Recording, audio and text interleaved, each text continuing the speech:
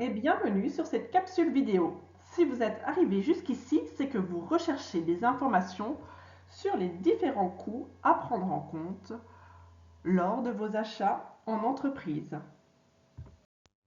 Habituellement, lorsque vous réalisez un achat en entreprise, vous souhaitez obtenir le produit au meilleur prix pour optimiser votre budget. Cependant, par cette stratégie, il peut arriver qu'à la place de générer des gains pour la société, vous allez réaliser une perte, car vous avez regardé uniquement le prix facial du produit vendu et vous n'avez pas pris en compte l'ensemble des coûts inhérents à cet achat. Quel coût? Le coût d'emballage, le coût d'utilisation, le coût de destruction des déchets, le coût de transport, le coût de possession, le coût de passation d'une commande. Vous n'y aviez pas pensé et pourtant ils sont bien présents. Allons regarder d'un peu plus près ce qu'il se cache derrière ces termes. Il peut arriver que vous demandiez des devis dans l'urgence et que vous ne prêtiez pas attention aux petites lignes annotées sur le document. Il peut s'agir de frais de transport, de frais d'emballage, de frais administratifs. Alors avant de passer commande à votre fournisseur et même dans l'urgence, pensez à bien lire les petites lignes de votre devis. Pensez-vous que passer une commande peut engendrer des coûts à votre société? Non? Vous êtes sûr? Pourtant, lorsque vous passez une commande, vous devez enregistrer votre fournisseur si celui-ci est un nouveau fournisseur, établir un bon de commande, vérifier l'accusé de réception, réceptionner la marchandise, payer la facture à votre fournisseur. Toutes ces actions nécessitent du personnel, des outils informatiques, de l'énergie et occasionnent donc des frais.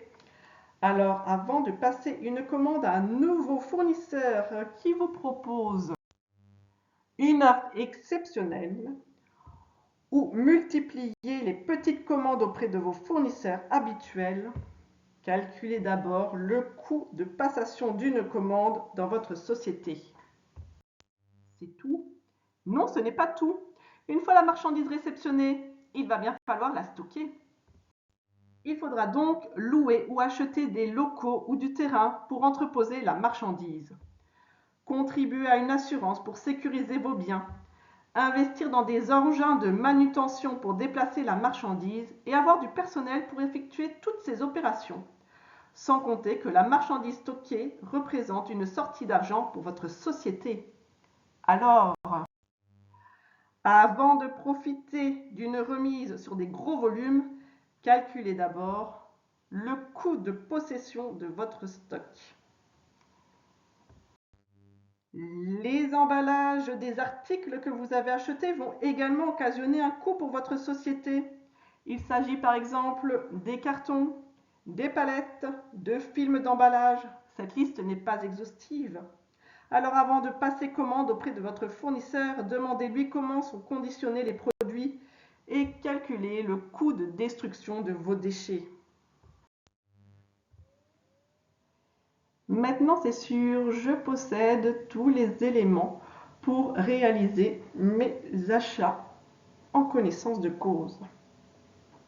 Et le coût d'utilisation d'un produit, est-ce que vous y avez pensé? Lorsque vous réalisez des achats de machines ou de véhicules, il y a un certain nombre d'éléments à prendre en compte, en plus du prix de produit, pour pouvoir comparer les devis. Il s'agit du coût des consommables, de l'entretien, de la maintenance et même quelquefois de la formation.